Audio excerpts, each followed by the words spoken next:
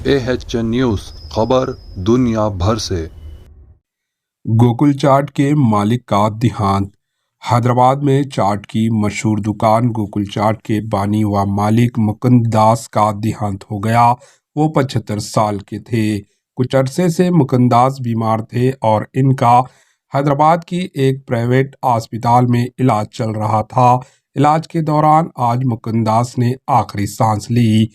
मुकुंद दास ने 1966 में हैदराबाद के इलाके कोटी में गोकुल चाट के नाम से कारोबार का आगाज किया था। 2007 में गोकुल चाट में बम धमाका हुआ था जिसमें 33 अफराद हलाक हो गए थे। Bureau report, AHN news.